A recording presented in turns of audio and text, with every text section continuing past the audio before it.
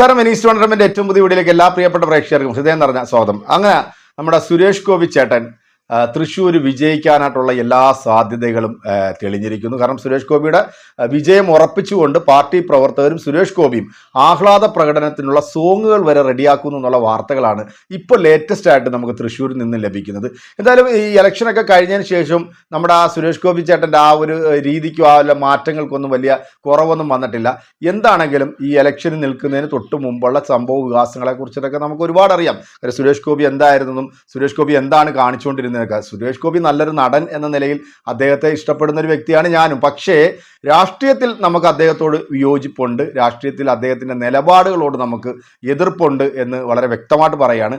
സുരേഷ് ഗോപിയുടെ സഹപ്രവർത്തകനായിട്ടുള്ള ഗണേഷ് കുമാർ ഇദ്ദേഹം ഒരുമിച്ച് അഭിനയിക്കുകയൊക്കെ ചെയ്തിട്ടുണ്ട് സുരേഷ് ഗോപിയായിട്ട്. അപ്പം സുരേഷ് ഗോപിയുടെ രാഷ്ട്രീയവും ഗണേഷ് കുമാറിൻ്റെ രാഷ്ട്രീയവും രണ്ടും രണ്ടാണ്. അവർക്ക് രാഷ്ട്രീയപരമായിട്ട് അഭിപ്രായ വ്യത്യാസങ്ങളൊക്കെ ഉണ്ട്. പക്ഷേ സുരേഷ് ഗോപിയുടെ കാര്യത്തിൽ ഗണേഷ് കുമാർ പറയുന്ന ചില കാര്യങ്ങൾ അത് നമുക്ക് അംഗീകരിച്ച് കൊടുക്കാതിരിക്കാൻ സാധിക്കത്തില്ല. അത് കഴിഞ്ഞ ദിവസം ഒരു ചാനൽ നൽകിയിട്ടുള്ള ഒരു ഇൻ്റർവ്യൂവിൽ സുരേഷ് ഗോപിയെ പൊളിച്ചെടുക്കുന്ന രീതിയിലുള്ള ചില പരാമർശങ്ങൾ ഈ ഗണേഷ് കുമാർ നടത്തുന്നുണ്ട്. അതെന്താണ് എന്നുള്ളത് നമുക്ക് വീഡിയോ കണ്ട് തന്നെ മനസ്സിലാക്കാം. സത്യം പറയുകയാണെന്നുണ്ടെങ്കിൽ സുരേഷ് ഗോപി തൃശ്ശൂർ മത്സരിക്കുന്ന സമയത്ത് നമ്മുടെ ഈ കരിവണ്ണൂർ ബാങ്കിൻ്റെ വിഷയം, അതോടൊപ്പം തന്നെ ഈ ലൂർദ് മാതാവിന് കിരീടം നൽകിയിട്ടുള്ള വിഷയം, പിന്നെ മുസ്ലിം പള്ളിയിലോട്ട് കയറി ചെന്നിട്ട് മറ്റേ നോമ്പ് സമയത്ത് നോമ്പ് തുറന്നിട്ടുള്ള ചില വിഷയങ്ങൾ, സത്യത്തിൽ ഇതൊക്കെ ഇദ്ദേഹത്തിൻ്റെ അഭിനയത്തിൻ്റെ ഒരു ഭാഗമാണ് എന്ന് മനസ്സിലാക്കാനുള്ള ബുദ്ധി കേരളത്തിലെ ജനങ്ങൾക്കുണ്ട്. പിന്നെ തൃശ്ശൂരിലെ ജനങ്ങളെക്കുറിച്ച് പറയുകയാണെന്നുണ്ടെങ്കിൽ അവർ ഒരുപാട് ചിന്തിക്കുന്ന ആൾക്കാരാണ്. 2 പ്രാവശ്യം സുരേഷ് ഗോപി തൃശ്ശൂർ വന്ന് പല നാടകങ്ങളും പല കോപ്രായങ്ങളും കാണിച്ചിട്ട് തൃശ്ശൂരിലെ ജനങ്ങൾ ഈ പറയുന്ന BJPക്ക് അവിടെ അവസരം നൽകിയിട്ടില്ല. പക്ഷേ വളരെ ഗുരുതരമായിട്ട് നമ്മൾ എടുക്കേണ്ട ചില വിഷയങ്ങൾ എന്ന് പറഞ്ഞു കഴിഞ്ഞാൽ ഈ ഇലക്ഷനുമായിട്ട് ബന്ധപ്പെട്ടിട്ട് സുരേഷ് ഗോപിയും പാർട്ടി പ്രവർത്തകരും വലിയ കരുനീക്കങ്ങൾ അവിടെ നടത്തിയിട്ടുണ്ട്. കാരണം അവർ പൈസ പല കോളനികളിലും കൊടുക്കുന്നതായിട്ടുള്ള വാർത്തകൾ പുറത്തു വന്നു. അതോടൊപ്പം തന്നെ 28,000 വോട്ടുകൾ തൃശ്ശൂർ മണ്ഡലത്തിൽ BJPക്ക് അനുകൂലമായിട്ടുള്ള വോട്ടുകൾ ചേർത്തിട്ടുണ്ട്. അത് അന്യ സംസ്ഥാന തൊഴിലാളികളുടെ വോട്ടുകൾ വരെ ചേർത്തു എന്ന് എൻ പ്രതാപൻ വാർത്താ സമ്മേളനം വിളിച്ച് നടത്തിയിട്ടുണ്ട്. അപ്പം ഇപ്രാവശ്യം എങ്ങനെയെങ്കിലും തൃശ്ശൂർ എന്ത് നെറുകെട്ട കളി കളിച്ചാണെങ്കിലും എന്ത് നാറിയ കളി കളിച്ചിട്ടാണെങ്കിലും തൃശ്ശൂർ എന്ന് പറയുന്ന ഒരു മണ്ഡലമെങ്കിലും അവർക്ക് പിടിക്കണം എന്ന് വളരെ വാശിയാണ്. കാരണം ഇന്ത്യയുടെ പ്രധാനമന്ത്രി 2 പ്രാവശ്യം വന്ന് പങ്കെടുത്ത് പ്രചരണം നടത്തി പോയിട്ടുള്ള ഒരു മണ്ഡലമാണ്. അതുകൊണ്ട് പ്രധാനമന്ത്രി വന്ന് ഇത്രയും കോലാഹലങ്ങളൊക്കെ സൃഷ്ടിച്ചിട്ട് പോലും അവിടെ BJPക്ക് ജയിക്കാനുള്ള സുരേഷ് ഗോപിക്ക് ജയിക്കാനായിട്ടുള്ള ഒരു സാധ്യത ഇല്ല എന്നുണ്ടെങ്കിൽ കേരളത്തിലെ ജനങ്ങൾ അത് നൽകുന്നത് ഏറ്റവും വലിയൊരു മെസ്സേജ് ആയിരിക്കും. എന്തായാലും വലിയ പ്രതീക്ഷയിൽ തന്നെയാണ് സുരേഷ് ഗോപി പാട്ടൊക്കെ റെഡിയാക്കി വെച്ചിരിക്കുകയാണ്. ഇനിയിപ്പോൾ ആ പാട്ട് കേൾക്കണമെന്നുണ്ടെങ്കിൽ നമ്മൾ ഇനി ഒരു മാസം കാത്തിരിക്കണം ആരാണ് ജയിക്കാൻ പോകുന്നത് അല്ലെങ്കിൽ ആരായിരിക്കും ജയിക്കുന്നത് എന്നുള്ളത്. എന്തായാലും പല സോഷ്യൽ മീഡിയകളും അല്ലെങ്കിൽ പല ദൃശ്യമാധ്യമങ്ങളൊക്കെ സുരേഷ് ഗോപിക്ക് ചാൻസ് ആണ് എന്ന തരത്തിലാണ് വാർത്തകൾ ഇപ്പോൾ ഇങ്ങനെ വിട്ടുകൊണ്ടിരിക്കുന്നത്. നമുക്ക് ഈ ഗണേഷ് കുമാർ സുരേഷ് ഗോപിയെ കുറിച്ചിട്ട് പല വേദികളിലും പല കാര്യങ്ങളും പറഞ്ഞിട്ടുണ്ട്. പക്ഷേ ഇത്തരത്തിൽ ഒരു ഇൻ്റർവ്യൂവിൽ സുരേഷ് ഗോപിയെ കുറിച്ചിട്ട് ഗണേഷ് കുമാർ പറയുന്നത് എന്താണ് എന്ന് കേട്ടു നോക്കിയതിനു ശേഷം നിങ്ങളുടെ വിലയേറിയ അഭിപ്രായങ്ങൾ നമ്മുടെ കമന്റ് ബോക്സിൽ അറിയിക്കാൻ മറക്കരുത്. അപ്പോൾ നമുക്ക് നേരെ ആ വീഡിയോ ഒന്ന് കണ്ടുപോകാം. ഈ തൃശ്ശൂരിൽ സുരേഷ് ഗോപി സ്ഥാനാർത്ഥി ആയ ശേഷം അദ്ദേഹത്തിന്റെ പ്രവൃത്തികളാകെ ഏത് നിലയ്ക്കാണ്, വല്ലാതെ എങ്ങനെ പറയാതിരിക്കും എന്ന് തോന്നി പലതും പറഞ്ഞ പോലെ തോന്നി. പ്രത്യേകിച്ച് ഇഫ്താറിന്റെ സമയത്ത് അല്ലെ പള്ളിയിലേക്ക് പോയത്. അതല്ലേ കറക്റ്റ് അല്ലേ? കാരണം വെച്ചാൽ പള്ളിയിലേക്ക് പോകുന്നു. ഇപ്പം ഞാൻ എല്ലാ പള്ളികളും 24 വർഷമായിട്ട് 23 വർഷമായിട്ട് MLA പത്തനാപുരത്തെ എല്ലാ പള്ളികളിലും കയറി ചെല്ലാനും അവരുമായിട്ട് സംസാരിക്കാനും അവിടെ വരുന്നവരെല്ലാം എൻ്റെ സുഹൃത്തുക്കളും പരിചയക്കാരും ഇല്ല. അവിടെ വരുന്ന പ്രാർത്ഥിക്കാൻ നിസ്കരിക്കാൻ പറ്റുന്നവരും അവിടുത്തെ ഉസ്താദുമാരും എല്ലാം ഞാനുമായിട്ട് നല്ല സൗഹൃദമുള്ള. പക്ഷേ ഇന്ന് കരുതി ഒരു തിരഞ്ഞെടുപ്പ് വന്നൊന്നും ചാടി കയറി അകത്ത് കയറാം. അതിൻ്റെ ഒരു നമ്മൾ നിൽക്കേണ്ട ഒരു പള്ളിയിൽ പോയാൽ ദേവാലയത്തിൽ പോയാൽ അവരവർ നിൽക്കേണ്ടത്. ഇപ്പം ഒരു ക്രിസ്തീയ ദേവാലയത്തിൽ പോയി അൾത്താരയ്ക്കകത്ത് ചാടി കയറാം. MLA എന്ന് പറഞ്ഞാൽ അൾത്താരയ്ക്കകത്ത് ചാടി കയറാൻ പറ്റും? പാടില്ല. അത് വൈദികന് മാത്രമുള്ള സ്ഥലമാണ്.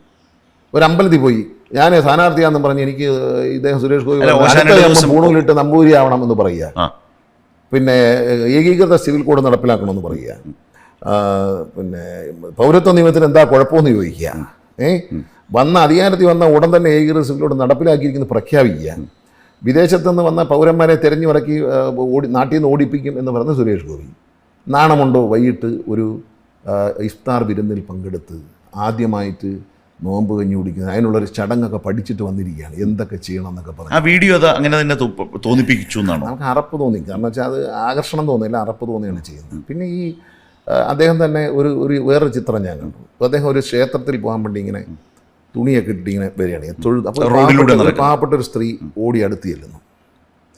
അവരെ ദേഹത്ത് തൊട്ടാൽ അശുദ്ധി വരും ഇപ്പോഴും ഉള്ളിൽ കിടക്കുന്നത് അടുത്തൊരു ജന്മം നമ്പുനാനായി നമ്പൂതിരിയായി ജനിക്കണം എന്ന സാധനമാണ് ഉള്ളിൽ കിടക്കുന്നത്. അപ്പോൾ അദ്ദേഹം തൊഴുന്നതല്ലാതെ ആ സ്ത്രീക്ക് ഒരു വിധത്തിൽ കൈ കൊടുക്കുന്നില്ല. അവർ കയ്യിൽ പിടിക്കാൻ ശ്രമിക്കുമ്പോൾ മാറി മാറി പോകണം, പുറമോട്ട് വലിയാണ്. എന്നിട്ട് അമ്പലത്തിരിക്കുന്ന തൊട്ടാന്ന് വെച്ചാൽ അമ്പലത്തിരിക്കുന്ന ദൈവത്തിന് എന്താ അശുദ്ധി? ഒരു അശുദ്ധി. യഥാർത്ഥ ദൈവവിശ്വാസി അല്ല ഈ, അതും ഷോയാണ്. ഈ അമ്പലത്തിൽ പോകുന്നതും ഒരു തുണിയൊക്കെ ഇട്ട്, തുണി ഇടാതെ പോയാലും മതി, ഉടുപ്പൂരിയിട്ട് അവിടെ തോളിയിട്ടുകൊണ്ട് പോയാലും നമുക്ക് അമ്പലത്തിൽ പോയാൽ എല്ലാവരും അങ്ങനെ ചെയ്യുന്നത്. ഞാൻ ഇതിനേക്കാളൊക്കെ വലിയ ദൈവവിശ്വാസി, അന്ധവിശ്വാസിയല്ല.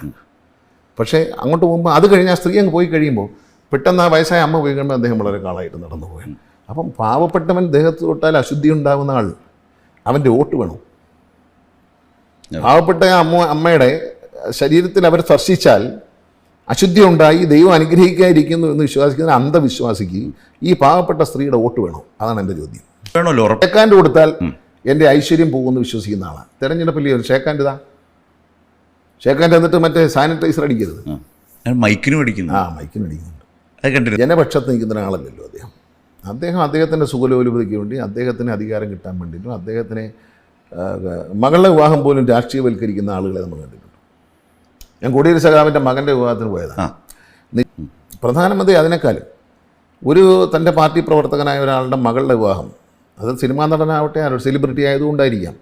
പാവപ്പെട്ടവൻ്റെ വീട്ടിൽ പ്രധാനമന്ത്രി കല്യാണം ആഘോഷിക്കാൻ പറ്റത്തില്ലല്ലോ, വലിയ സെലിബ്രിറ്റിയാണെന്ന് വിചാരിച്ചിട്ടായിരിക്കും. ആ വിവാഹം പ്രധാനമന്ത്രി പങ്കെടുത്തുകൊണ്ട് ഒരു ഇലക്ഷൻ ക്യാമ്പയിനാക്കി മാറ്റി. നമ്മൾ കണ്ടതാണ്. അതിൻ്റെ പേരിൽ റോഡ് ഷോയും, അതൊക്കെ ഒരു മോശമാണ്. കാരണം പ്രധാനമന്ത്രി ചെയ്തത് മോശമാണ്, ഇയാൾ ചെയ്തത് മോശമാണ്. മകളുടെ വിവാഹം എന്ന് പറയുന്നത് നമ്മുടെ കുടുംബപരമായ സ്വകാര്യപര വിവാഹമാണ്.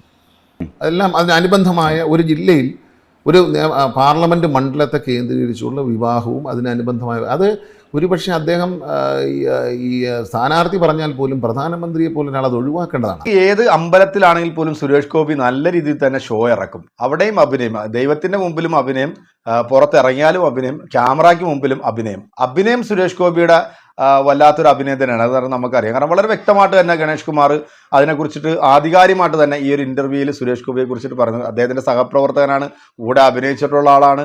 അപ്പോൾ രാഷ്ട്രീയപരമായിട്ടുള്ള എതിർപ്പും വിയോജിപ്പും ഉണ്ട്. സുരേഷ് ഗോപി BJP എന്ന് പറയുന്ന ഈ ഒരു പ്രസ്ഥാനത്തിലല്ലായിരുന്നെങ്കിൽ ഒരു പക്ഷേ ചിലപ്പോൾ തൃശ്ശൂർ സുരേഷ് ഗോപിക്ക് അനായാസം ജയിക്കാൻ സാധിച്ചേനെ. ഇനിയിപ്പോൾ എന്താ, നമ്മൾ കാത്തിരിക്കണം അവിടെ ആരാണ് ജയിക്കുന്നതെന്നുള്ള മുൻകൂട്ടി നമുക്ക് പറയാനായിട്ട് സാധ്യമല്ല. നല്ല രീതിയിൽ ജനങ്ങളുടെ വോട്ട് മേടിച്ച് ഒരു കാരണവശാലും BJP ഒരു സ്ഥലത്തും അധികാരത്തിൽ വരുത്തില്ല എന്നുള്ളത് നമുക്ക് വളരെ വ്യക്തമായിട്ടറിയാം. ഈ ലോക്സഭാ തെരഞ്ഞെടുപ്പിൽ തന്നെ എതിരില്ലാതെ ഒരു സ്ഥാനാർത്ഥി ജയിച്ച ഒരു സ്ഥലമാണ് ഗുജറാത്തിൽ UDFന്റെ സ്ഥാനാർത്ഥിയായിട്ടുള്ള അദ്ദേഹത്തിൻ്റെ നാമനിർദ്ദേശ പത്രിക സമർപ്പിച്ചപ്പോൾ അതിനകത്ത് വേണ്ട തരത്തിലുള്ള രേഖകളില്ല എന്ന് പറഞ്ഞ് അത് തള്ളുകയും പിന്നീട് അദ്ദേഹം മുങ്ങിയതും ബാക്കിയുള്ള സ്ഥാനാർത്ഥികളെയൊക്കെ ഭയപ്പെടുത്തി അല്ലെങ്കിൽ പണം കൊടുത്ത് കീഴ്പ്പെടുത്തി അവിടുന്ന് പിൻവലിച്ചതും എല്ലാം നമുക്കറിയാം അല്ലേ. അപ്പം ഈ ജനാധിപത്യത്തെ അട്ടിമറിച്ചുകൊണ്ട് ഭരണത്തിലേക്ക് എത്തി ഒരു പ്രക്രിയ BJP എന്ന് പറയുന്ന ഈ ഒരു പ്രസ്ഥാനം തുടർന്ന് പോയിക്കൊണ്ടിരിക്കുകയാണ്. എന്തായാലും കർണാടകയും തെലങ്കാന രാഷ്ട്രീയമൊക്കെ കത്തിമറിയാണ്.